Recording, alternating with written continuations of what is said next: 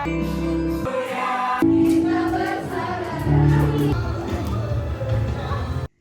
it worth it? Apakah aku menghabiskan waktu terlalu banyak untuk menjadi pengurus? Padahal waktuku bisa dipakai untuk fokus studi, karir, atau dihabiskan bersama keluarga dan teman. Bagaimana dengan masa depanku? Pernahkah kamu berpikir bahwa semua yang kamu miliki dan alami saat ini, termasuk menjadi seorang pengurus, bukanlah kebetulan?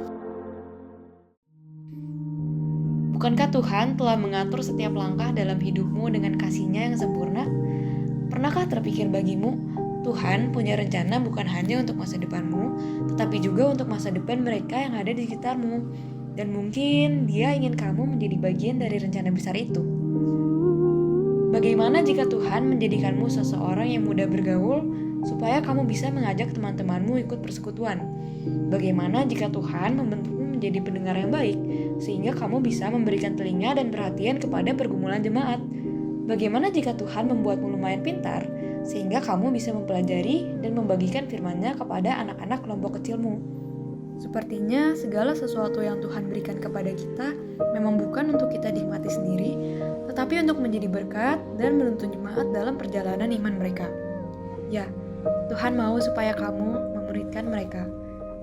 There is no other purpose. Selamat malam teman-teman pengurus dan pelayan. Sebelum kita mulai sesi kita, mari kita berdoa. Segala pujian, hormat, kemuliaan bagi Allah. Allah yang telah memanggil kami dengan satu panggilan kudus. Allah yang membaharui kehidupan kami. Dan Allah yang bahkan memanggil kami, mempersiapkan kami dalam satu rencana agung Tuhan. Pemenuhan kerajaan Allah. Namun di dalam realita kehidupan kami, secara khusus di dalam mengerjakan pelayanan kami di kampus, kami terus bergumul dengan satu pertanyaan besar. Apakah yang kami sedang kerjakan saat ini berharga bagi masa depan kami? Berharga bagi umat Allah. Dan kiranya itu yang akan kami pikirkan di dalam retret ini ya Tuhan. Kami mohon pimpinan Tuhan. Kami mohon Roh Kudus menolong kami. Agar betul-betul melalui retret ini, kami betul-betul memikirkan, melihat rencana agung Allah sebagai bagian dari kehidupan kami. Dan itu akan melahirkan ketekunan dan kesetiaan kami dalam pelayanan. Berfirmanlah bagi kami ya Tuhan. Kami anak-anak-Mu telah siap mendengar. Di dalam nama Yesus kami akan memulai seluruh rangkaian retret ini. Dan di dalam nama Yesus Sang Firman itu, kami membuka hati kami untuk mendengarkan firman-Mu. Amin. Teman-teman, hidup ini dipenuhi dengan pilihan, termasuk ketika saat ini, ketika kita ada di kampus. Maka saya mulai dengan membandingkan dua kelompok besar aktivitas kita di kampus. Sebagai pengurus, sebagai pelayan, sebagai PKK, tentu aktivitas utama kita adalah kuliah, urusan-urusan akademis. Dan sebagai pengurus, urusan-urusan kita, aktivitas-aktivitas pelayanan kita, memimpin kelompok kecil, mengerjakan berbagai hal dalam kepelayanan ini. Mengerjakan pekerjaan Tuhan, menjadi pelayan, pengurus, atau PKK. Namun kemudian timbul satu pertanyaan. Pertimbangan apakah yang paling terakhir atau paling penting yang membuat teman-teman bertahan sampai akhir? Dan mungkin akan sampai kemudian kepada jawaban apa yang berharga bagi masa depan saya. Teman-teman sebagai mahasiswa, semakin lama beban akademik semakin meningkat. Dengan kenaikan tingkat semakin meningkat. Lalu pengurus juga akan menghadapi masa-masa mengerjakan riset, magang, mempersiapkan kelulusan. Dan tekanan ini semakin ditambah dengan tekanan ketika kita melihat rekan-rekan kita di kampus. seputar akademik, yang mempersiapkan akademiknya dengan baik, mempersiapkan karir masa depan. Tentu kita melihat bahwa karir, studi kita saat ini sebagai persiapan ke sana adalah hal yang penting. Kita ada di kampus ini, kita teman-teman ada di BINUS, teman-teman ada di UI karena panggilan studi, panggilan ke depan. Maka kita perlu kerjakan dengan sungguh-sungguh karena itu juga adalah panggilan, tanggung jawab yang Tuhan berikan. Namun kemudian seringkali terjadi dalam pemikiran ini,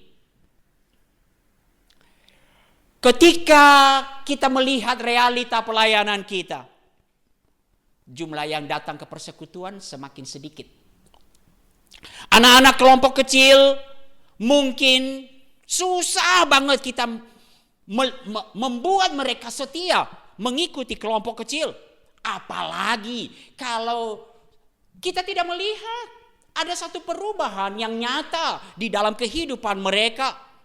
Maka kemudian terpikir kepada kita, apakah tidak lebih baik waktu, tenaga, pikiran yang kita lakukan untuk pelayanan sebagai pengurus mungkin lebih berharga jika kita kemudian pikirkan itu, kita tumpahkan ke dalam akademis yang juga adalah panggilan Tuhan. Maka seringkali kemudian kita bergumul, apakah panggilan kita menjadi pengurus, menjadi PKK, menjadi pelayanan di PO berharga? Apakah berharga berjuang bagi mahasiswa? Apakah berharga berjuang bagi adik-adik kelompok kecil kita? Dan dalam realita kemudian kita seringkali melihat magang, prestasi, ikut kepanitiaan jauh-jauh lebih mungkin berharga di dalam masa depan kita. Nah, itulah yang menjadi mengapa penting kita mengikuti tema retret ini. Tema retret ini, is it worth it? Apakah berharga? Nah, teman-teman, mengapa ini sangat penting? Karena militansi dan ketekunan sampai akhir hanya bisa muncul karena kesadaran akan keberhargaan. Keberhargaan itu bicara soal signifikansi, berharga. Lalu mengapa urgensinya, mengapa kita harus mengerjakannya.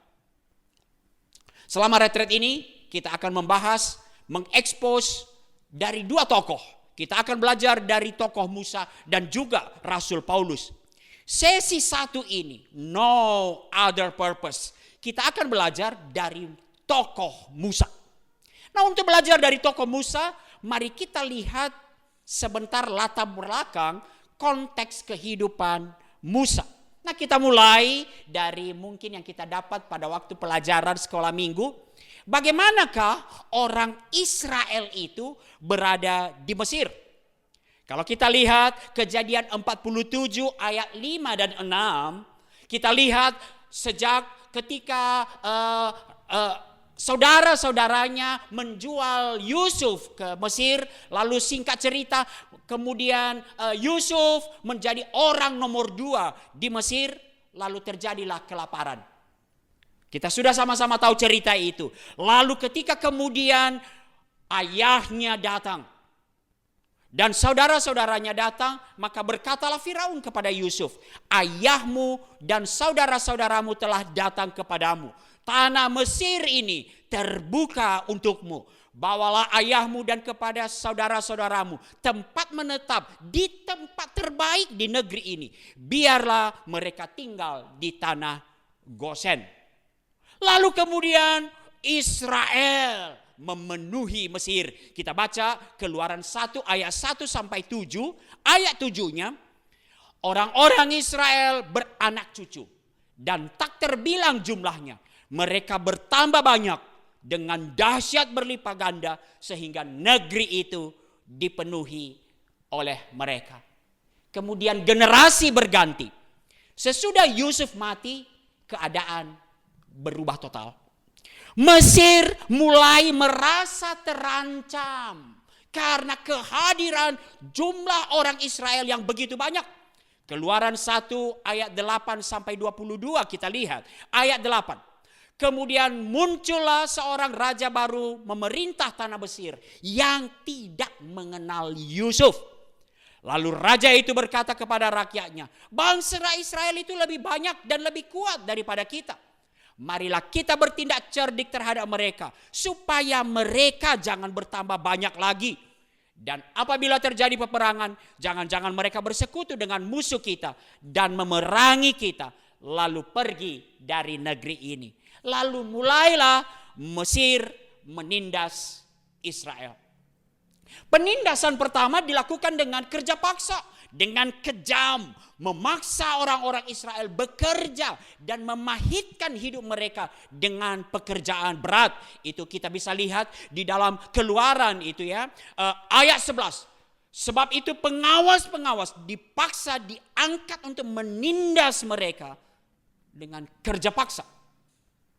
Namun ajaibnya disinilah kita melihat ada tangan Tuhan. Ayat 12. Tetapi semakin ditindas, mereka semakin bertambah banyak dan berkembang pesat. Sehingga orang merasa takut kepada orang-orang Israel itu.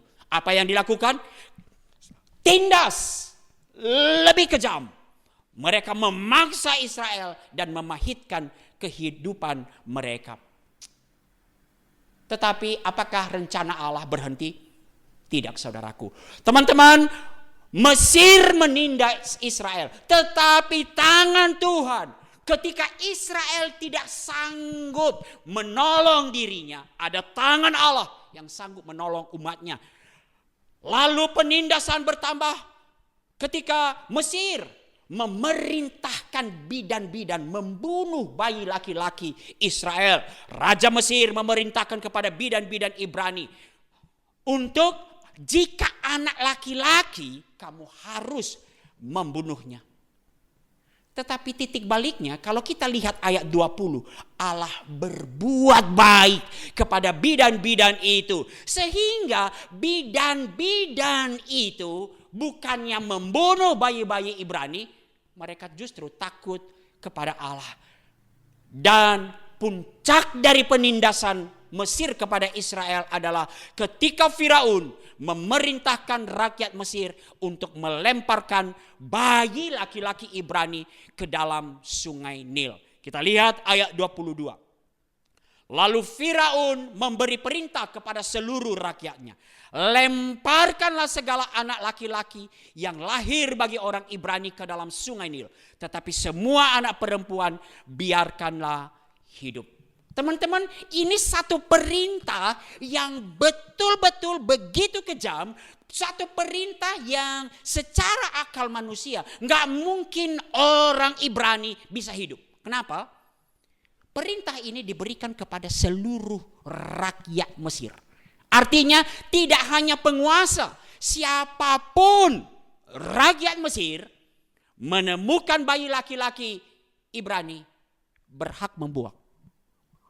Bukankah perintah ini begitu dahsyat sehingga nggak mungkin ada bayi laki-laki Ibrani yang lolos.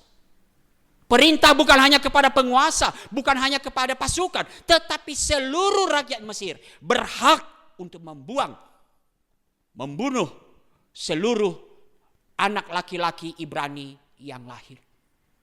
Teman-teman, dalam masa inilah seorang anak laki-laki Ibrani lahir.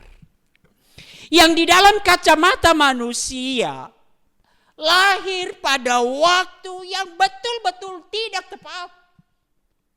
Dalam kacamata manusia, kenapa sih lahir pada waktu seperti itu? Teman-teman, kalau sedikit refleksi ke dalam diri kita, ada begitu banyak hal, mungkin teman-teman bergumul, mengapa aku menjadi pengurus pasca COVID? Mungkin teman-teman mengurus berpikir, aku kan belum pernah mengalami bagaimana memimpin kelompok kecil yang alami, yang onsite. Dan sekarang teman-teman harus bergumul memimpin kelompok kecil. Mungkin teman-teman secara kacamata kita punya sejumlah alasan untuk berkata, waktunya tidak tepat. Mengapa aku harus menjadi pengurus? Kalau teman-teman dengar cerita-cerita alumni mungkin begitu menekan ya. Makanya kepada kakak-kakak alumni seringkali saya berkata, kalau kita datang ke kampus dengan dulu, lalu kita ceritakanlah bagaimana dulu ratusan orang yang mengikuti persekutuan. Mungkin teman-teman berkata kemudian, masa kami memang masa yang lebih susah. Apalagi kita punya seringkali melihat, kita seringkali merasa zaman kita lah yang paling susah. Zaman kita lah yang paling seharusnya paling dimengerti. Nah teman-teman, kembali kepada Musa. Di dalam masa yang menurut kacamata manusia lahir pada ketika perintah untuk membuang seluruh bayi Ibrani, Musa lahir, seorang bayi Ibrani lahir. Mari kita baca Keluaran 2 ayat 1 sampai 10. Saya bacakan buat teman-teman semua. Seorang laki-laki dari keluarga Lewi memperistri seorang perempuan Lewi. Lalu perempuan itu mengandung dan melahirkan seorang bayi laki-laki. Ketika ia melihat betapa eloknya bayi itu, disembunyikannya 3 bulan lamanya.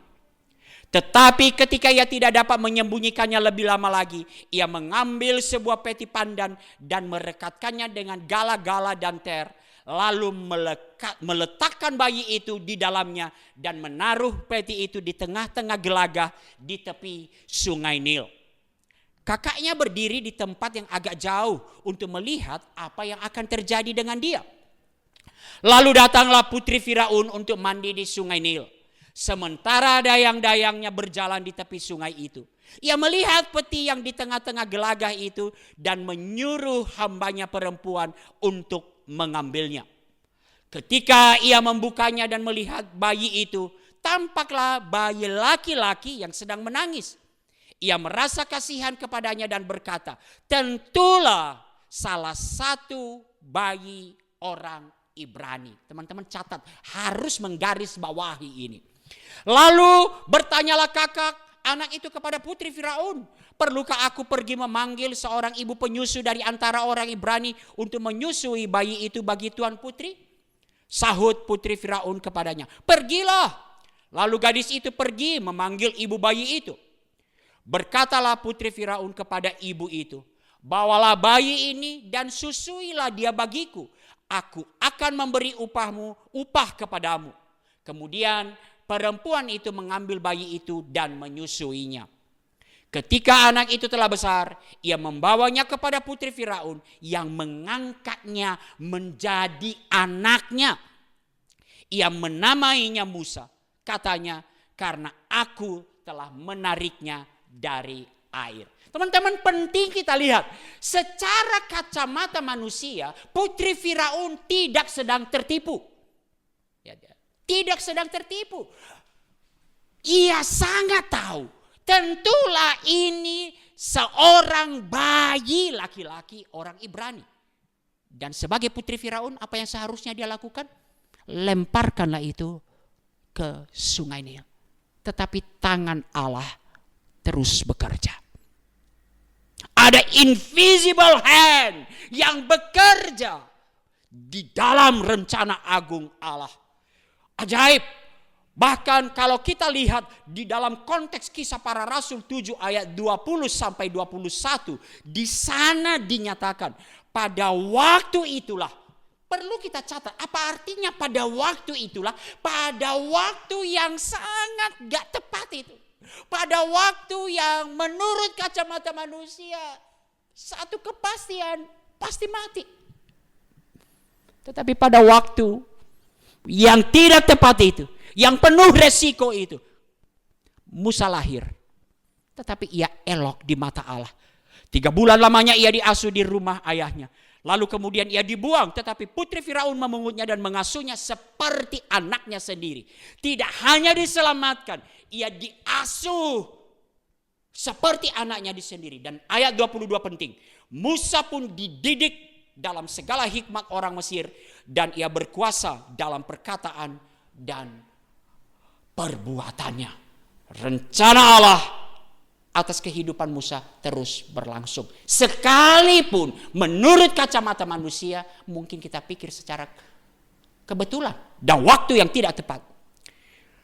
Teman-teman, saya tuliskan, mari kita lihat, saya coba merangkumnya. Lahir pada waktu yang tidak tepat, tetapi Tuhan hadir dan menenun kehidupan Musa melalui tindakan iman dari orang tua dan saudara Musa. Saya pikir tindakan yang nekat loh itu, tindakan yang penuh resiko bagi keluarga Musa, sekeluarga Lewi itu untuk menyimpan bayi laki-laki. Tindakan yang penuh resiko. Artinya karena semua rakyat, tetangganya pun bahkan bisa mengambilnya dan melemparkannya ke. Tindakan yang penuh resiko. Kita lihat juga Allah hadir dan menenun kehidupan Musa melalui dalam tanda kutip belas kasihan putri Firaun. Putri Firaun tahu itu anak laki-laki bayi Ibrani. Musa diselamatkan dari genosida bayi laki-laki Ibrani. Dan terpenting, dididik di dalam segala hikmat di istana Mesir selama 40 tahun. Ingat, pada zaman itu, kalau kisahnya ini diperkirakan abad ke-17 sebelum Masehi, Mesir merupakan kerajaan terbesar di seluruh dunia, pusat peradaban dunia pada waktu itu. Jadi tidak secara kebetulan Musa dilahirkan di sana. Tidak secara kebetulan kemudian kita lihat nanti mengapa Israel ada di sana. Mari kita lanjutkan eksposisi kita tentang tokoh Musa ini.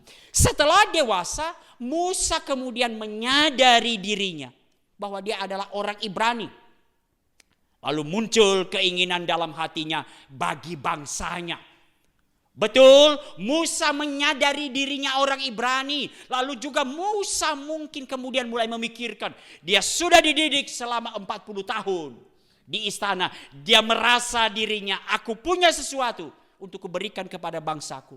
Dan itu yang terjadi. Musa muncul keinginan dalam hatinya bagi bangsanya, namun dengan cara yang salah, pada waktu yang salah, dan mengakibatkan kemudian bahaya bagi dirinya. Mari kita baca Keluaran 2 ayat 11 sampai 14. Suatu hari ketika Musa telah dewasa, ia keluar menjumpai saudara-saudaranya untuk melihat kerja paksa mereka. Lalu ia melihat seorang Mesir memukul seorang Ibrani, seorang dari saudara-saudaranya itu. Ia menoleh ke sana sini, dan ketika ia melihat tidak ada orang, ia membunuh orang Mesir itu dan menyembunyikan mayatnya dalam pasir. Ketika keesokan harinya ia keluar lagi, ia merasa kemarin apa? Ia sudah menjadi pemimpin bangsanya, ia sudah membela bangsanya, membunuh orang Mesir. Tetapi kemudian tangan Tuhan bekerja. Ketika keesokan harinya ia keluar lagi, ia mendapati orang Ibrani tengah berkelahi. Ini dua-duanya orang Ibrani. Ia bertanya kepada mereka, kepada yang bersalah, mengapa engkau memukul temanmu? Tetapi ia menjawab, siapakah yang mengangkat engkau menjadi pemimpin dan hakim atas kami? Apakah engkau bermaksud membunuh aku sama seperti engkau telah membunuh orang Mesir itu? Lalu Musa pun menjadi takut sebab pikirnya kejadian itu tentu telah ketahuan. Kalau kita lihat dalam versi Kisah Para Rasul kemudian dicatat, ketika itu ia melihat seorang dianiaya oleh orang Mesir, lalu ia menolong dan membela orang yang ditindas itu dengan membunuh orang Mesir. Ia menyangka saudara-saudaranya akan mengerti bahwa Allah memakai dia untuk menyelamatkan mereka, tetapi mereka tidak mengerti.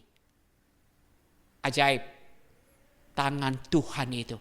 Bahkan ketika kita mencoba merencanakan, mereka-reka, inilah waktunya Tuhan intervensi. Dan betul Keluaran 2 ayat 15, ketika Firaun mendengar tentang kejadian itu, ia berupaya untuk membunuh Musa. Tetapi rencana Allah kemudian merupakan jalan Musa. Tuhan menyelamatkan Musa dari amarah Firaun. dan membawa Musa ke jalannya dengan menggembalakan domba selama 40 tahun di padang belantara Midian. Kita baca Keluaran 2 ayat 15 sampai 22. Ketika Firaun mendengar tentang kejadian itu, ia berupaya membunuh Musa. Tetapi Musa melarikan diri dari Firaun dan tiba di tanah Midian. Lalu ia duduk-duduk di tepi sebuah sumur. Imam di Midian itu mempunyai 7 anak perempuan. Mereka datang menimba air dan mengisi palungan-palungan untuk memberi minum kambing domba ayah mereka. Lalu datanglah gembala-gembala yang mengusir mereka. Tetapi Musa bangkit menolong mereka dan memberi minum kepada kambing domba mereka. Ketika mereka sampai kepada Rehuel, ayah mereka, berkatalah ia, "Mengapa sesegera itu kamu pulang hari ini?" Jawab mereka, "Seorang Mesir." Jadi dia belum dikenal. Dia diperkirakan Mesir. "Seorang Mesir menolong kami terhadap gembala-gembala. Bahkan menimba banyak air untuk kami dan memberi minum kambing domba."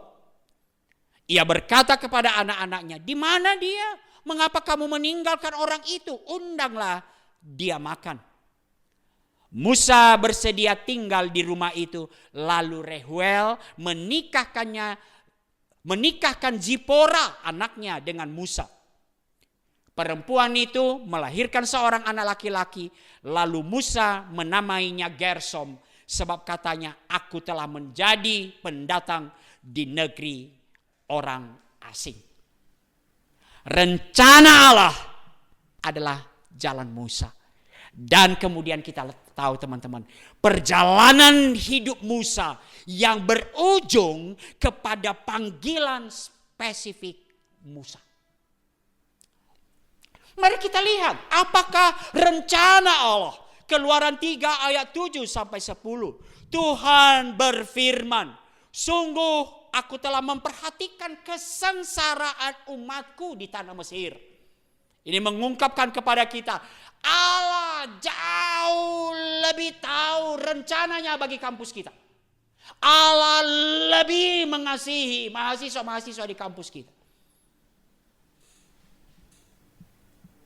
Kita seringkali merasa kita yang paling bertanggung jawab kepada adik-adik kelompok kecil kita. Kita yang paling bertanggung jawab. Tidak, Allah yang mengingat perjanjian. Kita kembali kepada Keluaran 3. Aku telah mendengarkan teriakan mereka yang disebabkan oleh pengawas kerja paksa mereka. Sesungguhnya aku mengetahui penderitaan mereka. Sebab itu aku turun untuk melepaskan mereka dari tangan orang Mesir. Dan menuntun mereka keluar dari negeri itu. Ke satu negeri yang baik dan luas. Suatu negeri yang berlimpah-limpah susu dan madunya. Ke tempat orang-orang Kanaan, orang Het, orang Amori, orang Feris, orang Hewi, dan orang Yebus. Tetapi ketika Allah kemudian mengingat perjanjiannya, ketika Allah mempunyai rencana kepada umatnya, kepada bangsanya, disinilah ajaibnya. Allah panggil seorang Musa. Sekarang teriakan orang Israel sampai kepadaku. Aku melihat juga betapa kerasnya orang Mesir menindas mereka. Jadi sekarang, ini perintah Allah kepada Musa. Pergilah, aku mengutus engkau kepada Firaun untuk membawa umatku orang Israel keluar dari Mesir. Teman-teman, begitu ajaib. Sering mulai dari awal. Sering kali kita melihat kelahiran Musa adalah kelahiran yang kebetulan. Kelahiran yang tidak secara waktu tidak tepat. Lalu bahkan di dalam kesalahan Musa. Ketika mulai merasa diri, aku inilah saatnya. Aku akan menggembalakan. Aku akan membela umatku. Tangan Allah terus bekerja. Dalam setiap riwayat hidup Musa, bahkan sampai kepada detail-detail terkecil kehidupan Musa, ada jejak tangan Allah untuk membentuk dan mempersiapkan Musa merespon rencana Allah. Saya berikan satu gambaran di situ ya. Dalam slide saya berikan satu gambaran. Allah yang sesungguhnya punya rencana kepada umatnya. Allah di dalam anugerahnya, Allah persiapkan Musa. Kalau kita lihat 3 bagian besar yang kita lihat. Allah persiapkan Musa melalui iman. Bahkan saya bilang kenekatan dari keluarganya, keluarga Lewi. Lalu Allah persiapkan Musa. Allah tenun kehidupan Musa. Ada jejak tangan Allah melalui belas kasihan putri Firaun. Dan kemudian ketika Musa takut, secara manusia sebenarnya gagal rencana Musa untuk menjadi pemimpin bagi bangsanya. Tetapi Allah gunakan imam di Midian untuk mempersiapkan Musa. Sejak dari Allah menyelamatkan dan melindungi Musa. Dalam 40 tahun periode pertama. Di dalam segala kehebatan yang Allah izinkan Musa nikmati. Mungkin bahkan di dalam kesalahan Musa. Dia tergoda untuk merasa I'm something now. Saya saat ini saatnya untuk menjadi pemimpin. Saatnya untuk mengerjakan pekerjaan Tuhan. Tetapi apakah di dalam kesalahan itu pun itu semua tidak berharga? Kita lihat. Bahkan di dalam kesalahan pun, di dalam kelemahan Musa pun, Allah bekerja dan mempersiapkan dia. Allah mendidik Musa untuk tidak taat dan tidak mengandalkan kekuatan diri sendiri. Selama 40 tahun di padang belantara, Tuhan mendidik Musa. Musa belajar bagaimana menjadi seorang hamba. Dari seorang yang hebat, kemudian 40 tahun hanya berhadapan dengan domba dan kambing. Saya pikir Tuhan didik Musa menjadi pelayannya, menjadi nanti pemimpin umatnya. Tapi ia harus menyadari dirinya. Aku bukan siapa-siapa. I'm nothing.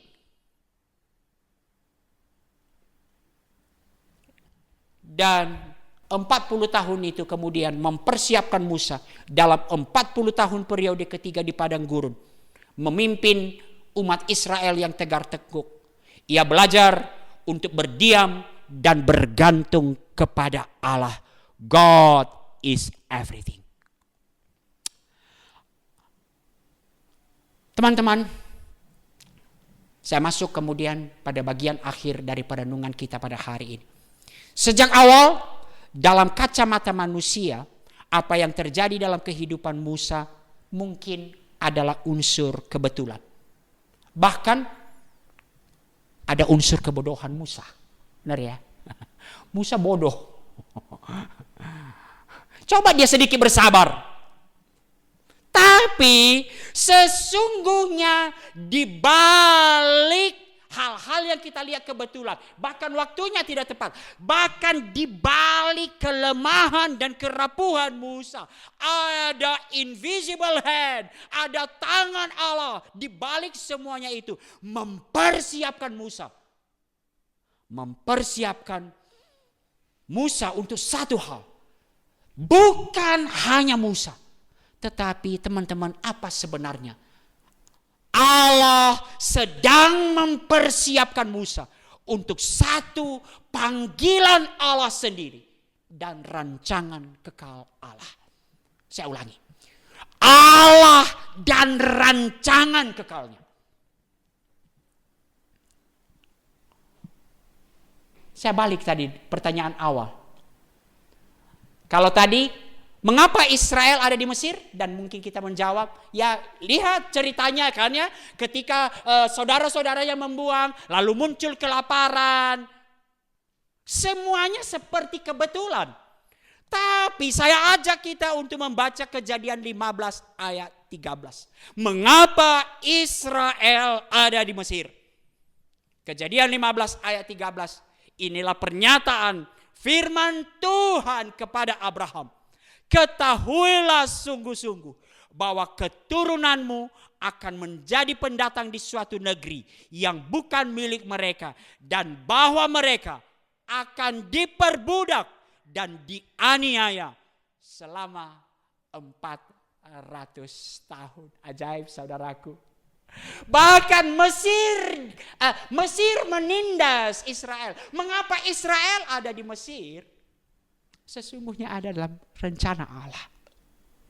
Rencana Allah, rancangan kekal Allah. Kenapa Allah melakukan itu? Dan kita kemudian lihat Allah memilih Israel. Tetapi Allah mengajar Israel. Allah memilih Israel sebagai persiapan kegenapan rencana. Rencana kekal Allah, suatu umat milik kepunyaannya. Mari kita lihat Keluaran 3 ayat 7-10 tadi. Kenapa kemudian Allah memanggil Musa? Ketika ia mendengar jeritan hati mereka. Tapi kalau kita lihat lebih jauh lagi, nanti kalau kita ekspos Keluaran 6, apa sih rencana Allah, rencana kekal Allah itu? Keluaran 6 ayat 6-7. Aku akan mengangkat kamu menjadi umatku, dan aku akan menjadi Allahmu, supaya kamu mengetahui bahwa akulah Tuhan Allahmu yang membebaskan kamu dari kerja paksa orang Mesir. Aku akan membawa kamu ke negeri yang kujanjikan dengan sumpah untuk diberikan kepada Abraham, Ishak dan Yakub. Aku akan memberikan kepadamu untuk menjadi milikmu. Akulah Tuhan. Allah memilih Israel. Allah bahkan mengizinkan Israel ditindas di Mesir sebagai satu persiapan supaya umatnya tahu, akulah Tuhan dan akulah yang memberikan tanah perjanjian itu kepada umat kepunyaannya. Teman-teman, Allah yang mempunyai rencana. Dan sesungguhnya Allah berdaulat menggenapinya. Sehingga rencana itu pasti akan tergenapi. Kadang-kadang saya pikir kita seringkali merasa di kampus kita, biasanya ketika teman-teman mendekati pengurus, kadang-kadang kita seperti kemudian dalam pengurus yang begitu sulit mencari pengurus. Kemudian kadang-kadang kita ngomong ke adik-adik kita, ayolah deh, jadilah pengurus. Kalau bukan kamu, siapa lagi yang mengerjakan PO di sini? Wow, kadang-kadang kita berpikir kita yang sedang menggenapkan satu rencana di kampus kita. Mari kita lihat sekarang apa yang teman-teman sekarang sedang kerjakan di PO Binus, apa yang sedang teman-teman kerjakan di POUI adalah bagian dari rencana kekal Allah. Allah yang punya rencana dan pasti akan tergenapi, ada atau tidak ada manusia. Dan kalau kita lihat di sinilah ajaibnya. Teman-teman, Musa bukanlah keturunan raja-raja. Dia orang biasa dengan sejumlah keberdosaan. Dengan sejumlah kerapuhan dan kelemahan. Tadi kita sudah sama-sama tahu. Dan disinilah kita memahami. What a grace. Dalam anugerah yang ajaib, Allah yang berdaulat itu berkenan melibatkan dan memanggil Musa ambil bagian di dalam rencana kekal Allah. Dan dalam anugerah yang ajaib, Allah berkenan mempersiapkan Musa. Setiap detail kehidupan Musa, Allah persiapkan Musa untuk mengerjakan panggilan, untuk menggembalakan umat Allah. Bahkan sampai detail kehidupan Musa adalah persiapan Musa untuk memenuhi panggilan dari Allah. No other purpose. Tidak ada tujuan lain. Dalam 80 tahun pertama hidup Musa, Tuhan hadir dan menenun kehidupan Musa. Dan setiap kehidupan Musa, no other purpose. Tidak ada tujuan lain. Sebagai persiapan Musa untuk memenuhi panggilan Tuhan.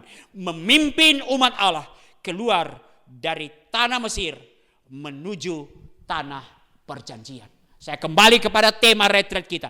Is it worth it?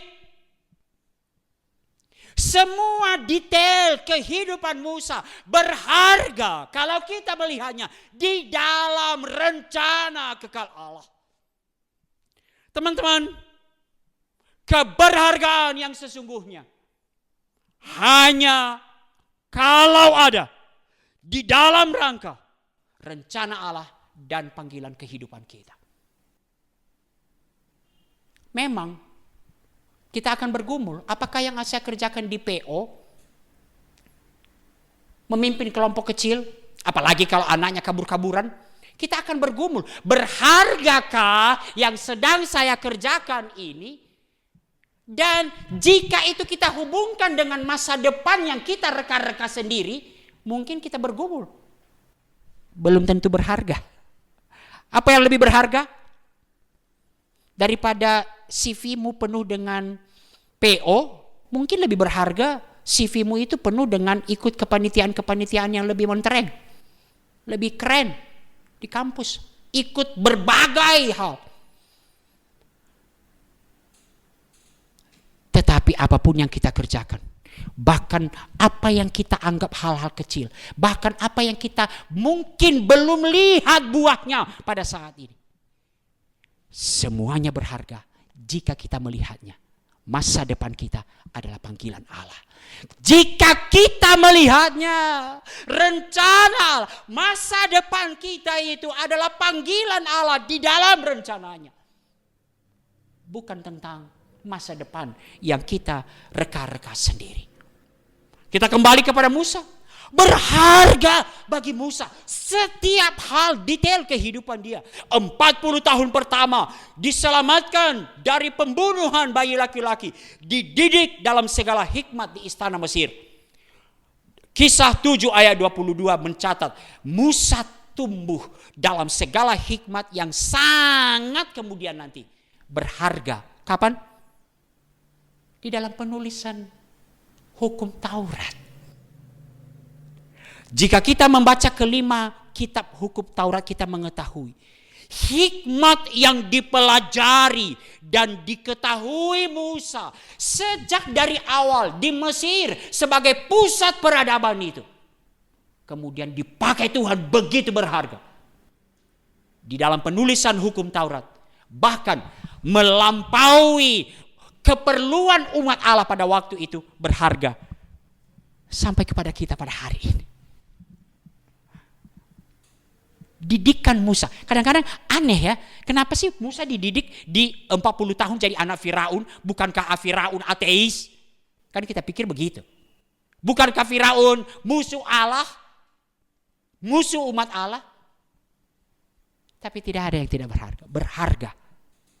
Semua hikmat itu kemudian kita tahu. Mengapa kemudian kita tahu? Wow, Musa ketika kita membaca Taurat, Musa tahu dari hukum-hukum, dari bintang-bintang sampai binatang-binatang. Semua dia tahu.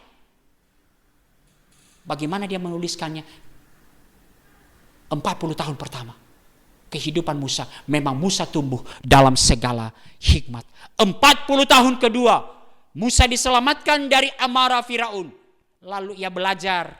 Saat ini bukan bintang-bintang, bukan pengetahuan yang hebat. Ia belajar, mungkin diam bagaimana nih kambing domba. Tapi dia berharga. 40 tahun itu, apakah 40 tahun bersama domba tidak berharga? 40 tahun itu berharga. Musa dipersiapkan menggembalakan 40 tahun umat Israel yang tegar tengkuk di gurun pasir itu. Tidak hanya bagi Musa, berharga bagi umat Allah.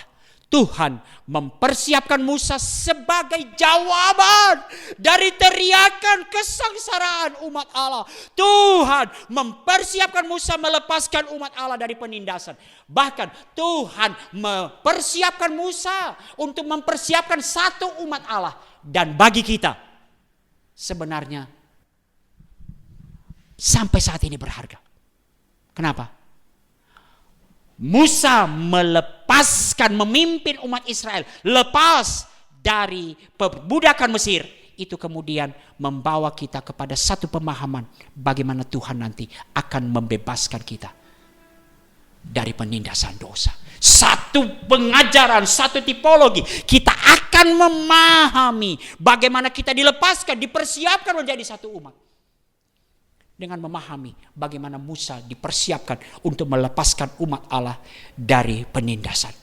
Tuhan yang memilih dan memanggil Musa untuk memikul peran yang sangat penting bagi orang banyak adalah Tuhan yang hadir, menenun dan mempersiapkan kehidupan Musa. Teman-teman, kadang-kadang memang saya juga bergumul. Setiap kali saya khotbah memimpin kelompok kecil, ketika kita belum melihat perubahan nyata, respon yang positif, mungkin kita bergumul. Tetapi di dalam rencana Allah, bahkan berharga bagi umat Allah. Mari kita doakan apapun yang kita kerjakan saat ini. Mungkin tidak semewah, tidak sehebat ketika kita melakukan aktivitas-aktivitas lain. Tetapi tetap berharga bagi umat Allah. Setiap pelayanan, bentuk pelayanan, setiap pemberitaan firman yang kita sampaikan kepada jemaat, kepada adik-adik kelompok kecil kita, tidak ada yang tidak berharga. Mari kita doakan kiranya apapun pelayanan kita, Tuhan pakai. Kemudian ketika Tuhan menyatakan anugerahnya, ketika Tuhan melawat dia untuk mengaruniakan keselamatan, ketika Tuhan kemudian akan mentransformasi hidupnya, bahkan mungkin berharga ketika dia kelak menjadi alumni. Teman-teman, saya seringkali dengan satu cara ketika saya sedang bergumul, apakah berharga yang saya kerjakan? Dan Tuhan seringkali kemudian mengungkapkannya kepada saya. Begitu berharga. Beberapa waktu yang lalu, saya berjumpa dengan seorang alumni yang mohon maaf saya gak terlalu kenal sebenarnya. Karena mungkin begitu banyak saya gak terlalu kenal. Tetapi kemudian dia cerita. Bahkan saya masih ingat banget. Dia masih ingat kutipan khotbah saya beberapa belas tahun. Beberapa mungkin puluhan tahun yang lalu. Dan itu dia seringkan betapa itu telah menolong dia di saat pergumulan-pergumulan dia. Apa yang mungkin pada waktu itu saya pikir, apakah berharga yang saya sampaikan ini? Wah, Tuhan. Teman-teman, dalam persekutuan dengan Allah, di dalam pemulihan dari Allah, di dalam transformasi dari Allah, termasuk di dalam kelemahan-kelemahannya, di dalam kemudian ketaatannya. Bahkan saya pikir Musa kadang-kadang gak taat, dalam tanda kutip. Tuhan seperti paksa, ngerti ya maksudnya? Tuhan gak ada cara lain. Tuhan seperti paksa dia. Tapi tidak ada bagian kehidupan Musa yang sia-sia dan tidak berharga. Banyak contoh tadi kita bisa lihat. Teman-teman, contoh tadi benar ya. Emang Rehuel, anak-anak Rehuel tahu dia dia orang Ibrani, bahkan dia nggak tahu loh. Kebetulan banget ya, dia orang Mesir. Tapi seperti Tuhan arahkan, Tuhan paksa Musa untuk masuk ke dalam jalan itu. Teman-teman, Allah masih terus bekerja. Allah pasti akan menggenapi seluruh rencananya. Tetapi ajaibnya, dalam anugerahnya Allah terus memanggil dan mempersiapkan umatnya untuk ambil bagian dalam penggenapan rencana kekalnya. No other purpose. Maka mari kita lihat semua hal, semua peristiwa, termasuk peristiwa-peristiwa yang mungkin kita sesalkan. Saya nggak tahu teman-teman, kalau teman-teman diberi kesempatan untuk lahir kembali, apakah teman-teman akan lahir dengan menjalani kehidupan yang sama, dari keluarga yang sama? Tapi mari kita lihat, semua hal, semua peristiwa, apakah itu pola asuh keluarga, masa lalu kita, studi kita, pekerjaan kita, apakah itu kebodohan kita, mengapa saya ada di BINUS, mengapa saya ada di UI, itu semua hanyalah konteks kehidupan dan no other purpose, rencana dan tujuan kekal Allah. Di dalam persekutuan dengan Allah, tidak ada satu bagian terkecil dari kehidupan kita yang kebetulan dan sia-sia. Semuanya berharga. Tuhan pakai untuk membentuk kita mengikuti Dia dan untuk menggenapkan rencana Tuhan di dunia ini. Allah masih terus bekerja. Apa yang kita kerjakan saat ini, kita bergumul karena memang jemaat semakin sedikit. Kita bergumul karena mungkin kelompok kecil kita belum seideal apa yang dulu diceritakan oleh kakak-kakak kita. Tetapi teruslah kerjakan. Itu semua berharga. Pertama, berharga bagi masa depan kita. Kalau kita memikirkan masa depan itu adalah dalam rencana dan kekal Allah. Bahkan berharga bagi umat Allah. Berharga bagi adik-adik kita, mahasiswa-mahasiswa yang kita layani saat ini. Allah masih mencari di UI dan di BINUS yang akan mempercayainya. Walaupun memiliki kelemahan dan keraguan, Allah tenun, Allah bentuk, Allah persiapkan menjadi alatnya yang kuat di dalam tangannya. Sebuah alat bagi tujuan Allah. Apa itu tujuan Allah? Kalau kita lihat kemudian baca seluruh Alkitab, rencana kekal Allah adalah kerajaan Allah. Pemerintahan Kristus. Kristus sebagai kepala segala sesuatu. Dan ini sudah dinubuatkan. Saya kutip beberapa, sudah dinubuatkan sejak awal. Daniel 7 ayat 13 sampai 14. Saya bacakan ayat 14. Ayat 13 dan 14. Aku terus melihat dalam penglihatan malam itu, tampak datang dengan awan-awan dari langit seorang seperti anak manusia. Ia datang kepada yang lanjut usianya dan dibawa ke hadapannya. Kepadanya diberikan kekuasaan dan kemuliaan serta kedudukan sebagai raja.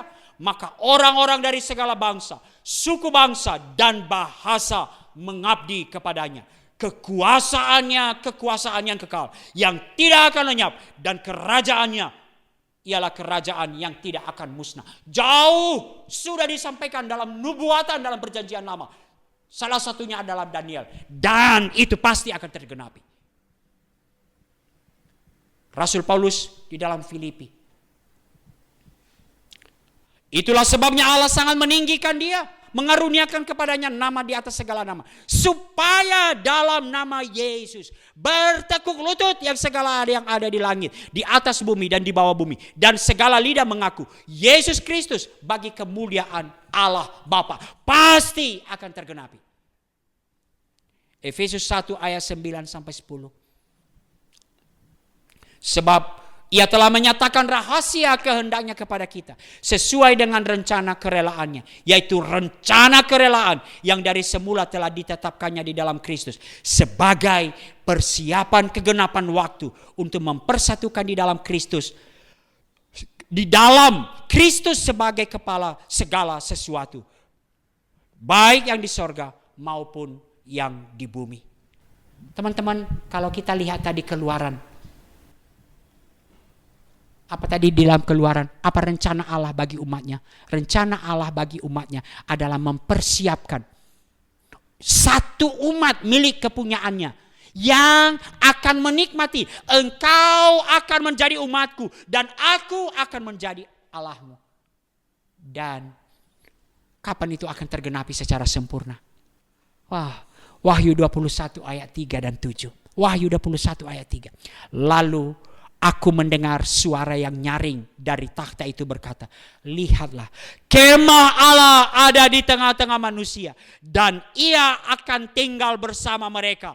Mereka akan menjadi umatnya, dan Allah sendiri akan menyertai mereka sebagai Allah mereka. Allah masih terus bekerja untuk penggenapan ini secara sempurna. Dalam konteks Keluaran, Allah genapi melalui Musa untuk membawa umatnya kepada satu tanah perjanjian di mana umatnya akan memanggil dia Allah dan kemudian mereka adalah umatnya. Tetapi penggenapan ini kemudian sempurna di dalam Kristus.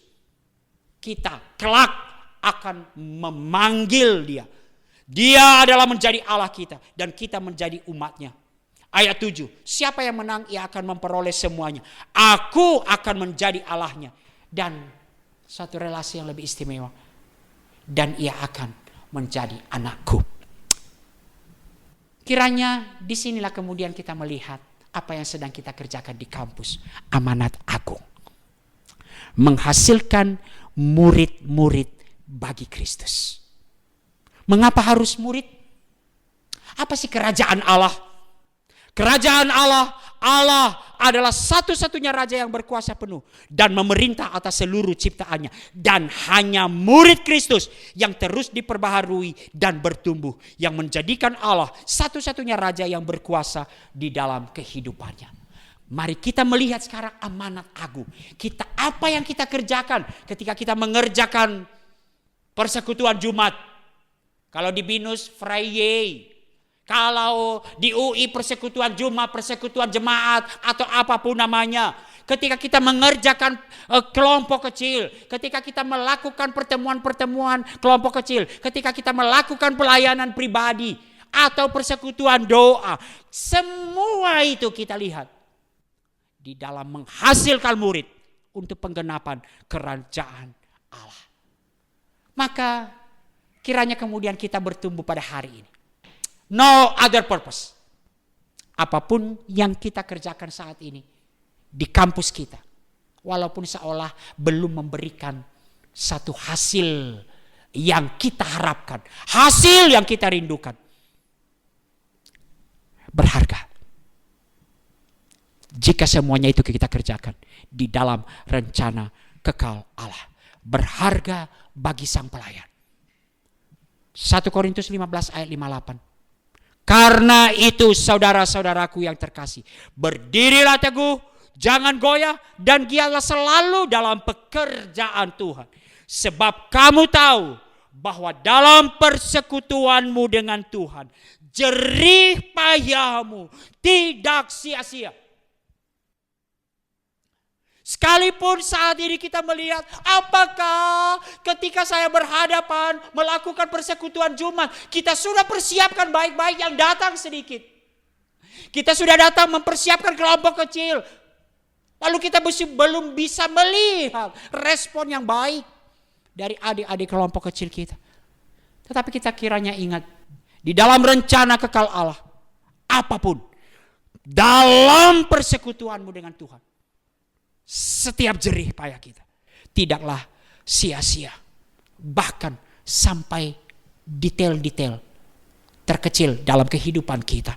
Roma 8 ayat 28. Kita tahu sekarang bahwa dia turut bekerja dalam segala sesuatu demi kebaikan orang yang mengasihi dia, yaitu mereka yang terpanggil sesuai dengan rencananya. Saya tutup kemudian dengan 2 kutipan. Yang pertama, Ray Stedman dalam bukunya What This World Coming To, ketika dia mengekspos tentang Matius 24 dan 25 tentang akhir zaman. Lalu kemudian dia membuat satu ini. The great and supreme question, pertanyaan terbesar, terpenting dalam hidup kita bukanlah tentang what shall I do with my life or what can I make of it. Tetapi bagaimana setiap detail kehidupan kita berelasi dengan apa yang sedang Allah kerjakan. Is it worth it? Berharga. Jika itu kita lihat dalam konteks panggilan Allah untuk masuk di dalam rencana kekal Allah. Is it worth it? Itu akan berharga jika kita melihat masa depan kita itu adalah panggilan Allah untuk pemenuhan rencana kekal Allah. Restatement melanjutkan, any event which is not related to his purpose, worthless and useless, without real meaning or significance. Memang cara pandang kita akan menentukan apa yang berharga bagi kita. Is it worth it? Berharga. Jika kita melihatnya, setiap hal yang kita sedang kerjakan saat ini di kampus, bahkan setiap kehidupan, konteks kehidupan kita, peristiwa-peristiwa kita, berharga kalau kita lihat Allah sedang mempersiapkan kita masuk di dalam panggilannya untuk rencana kekalnya. Dan itulah seharusnya masa depan kita. Itulah masa depan kita. Lalu dalam bukunya Don't Waste Your Life, jangan sia-siakan kehidupanmu. John Piper menuliskan kemudian, hanya satu kehidupan yang akan segera berakhir. Hanya apa yang dikerjakan untuk Kristus, itu yang akan bertahan. Is it worth it? Yes, berharga. Jika kita melihat setiap detail kehidupan kita, setiap hal yang kita kerjakan di kampus, dalam rencana kekal Allah, kita dipanggil untuk masuk di dalam rencana kekal Allah. Kita dipanggil sebagai bagian dari pemenuhan rencana kekal Allah. Mari kita berdoa. Mari kita datang melihat pelayanan kita selama ini. Pergumulan-pergumulan kita ketika berhadapan dengan realita. Di satu sisi kita terus ditekan ketika melihat rekan-rekan kita yang sedang mempersiapkan masa depan mereka dengan berbagai hal, urusan akademis, berbagai kegiatan-kegiatan lain yang tampaknya jauh lebih penting, jauh lebih berperan, jauh lebih berharga di dalam masa depan mereka. Kita juga bergumul. Sekalipun mungkin kita berkata, pelayanan ini, pekerjaan Tuhan berharga. Kita mungkin bergumul. Apakah berharga ketika kita melihat realita? Semakin sedikit jemaat yang datang. Kita belum bisa melihat buah-buah dari pelayanan kita. Kita bisa belum melihat hasil yang baik dari adik-adik kelompok kecil kita.